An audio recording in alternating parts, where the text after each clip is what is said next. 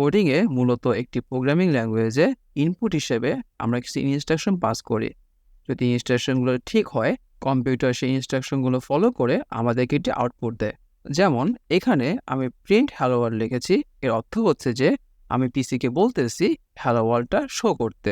As a human being আমরা instruction দেওয়ার সময় টেক্সট বেসড বা টেক্সটের মাধ্যমে ইনস্ট্রাকশন দিয়ে থাকি, কিন্তু পিসি 01 ব্যতীত অন্য কোনো কিছু বুঝতে পারে না, যার জন্য আমাদের লেখা এই টেক্সট বেসড ইনস্ট্রাকশনকে তার 01-এ কনভার্ট করে নিয়ে আসতে হয়।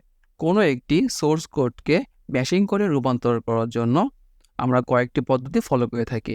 এর মধ্যে একটি ওয়েতে সোর্স কোডে অবস্থিত সকল ইনস্ট্রাকশনকে আমরা একসাথে মেশিনের ভাষায় রূপান্তর করি বা ট্রান্সলেট করি। সোর্স কোডের সকল ইনস্ট্রাকশনকে একসাথে মেশিন ল্যাঙ্গুয়েজে ট্রান্সলেট করা এই পদ্ধতিকে বলা হয় কম্পাইল, আর যে সফটওয়্যারটি এই কাজটি করে থাকে তাকে বলা হয় কম্পাইলার।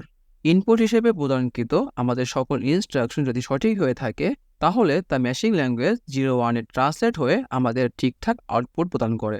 আর যদি আমাদের প্রদানকৃত ইনস্ট্রাকশনে কোনো ভুল থাকে, তাহলে এটা ট্রান্সলেশন হতে পারবে না, সেক্ষেত্রে আমাদের ইরর শো করবে। অপর একটি ওয়েতে সোর্স কোডে অবস্থিত সকল নির্দেশনাকে একসাথে মেশিনের ভাষায় ট্রান্সলেট না করে সেগুলোকে ধাপে ধাপে ট্রান্সলেট করা হয়। যেহেতু এই পদ্ধতিতে সোর্স কোডটি ধাপে ধাপে ট্রান্সলেট করা হয়ে থাকে, তাই ইনস্ট্রাকশনে কোনো ভুল থাকলে পুরো কোডটাই ইরর দেখায় না। যেই পর্যন্ত আমাদের কোড ঠিক থাকবে সেই পর্যন্ত ঠিকঠাক দেখিয়ে এরপর থেকে ইরর দেখাবে। সোর্স কোডে অবস্থিত সকল ইনস্ট্রাকশনকে এভাবে লাইন বাই লাইন মেশিন ল্যাঙ্গুয়েজে ট্রান্সলেট করাকে বলা হয় ইন্টারপ্রেট, আর যে সফটওয়্যারটি এই কাজটি করে থাকে তাকে বলা হয় ইন্টারপ্রেটার। এখন আমরা দুইটি ভিন্ন সিনারি চিন্তা করি। সিন নাম্বার 1-এ তুমি একটি বই পুরোটা একেবারে পড়তে পারতেছো। সিন নাম্বার 2-তে আমরা অন্য একটি বই লাইন বাই লাইন পড়তে পারতেছি। আমরা একটু আগে যে দুটি পদ্ধতি পড়ে আসলাম, তোমাকে এখন বলতে হবে সিন নাম্বার 1 এবং সিন নাম্বার 2 কোনটি কোন পদ্ধতিতে পড়তেছে। ভিডিওটি এখানে পজ করে তুমি তোমার অ্যান্সার মনে করতে পারো।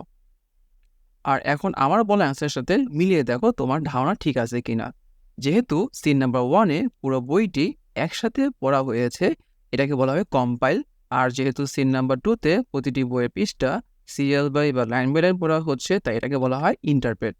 পরবর্তী ভিডিওতে আমরা পাইথনের ডেটা টাইপ নিয়ে আলোচনা করব।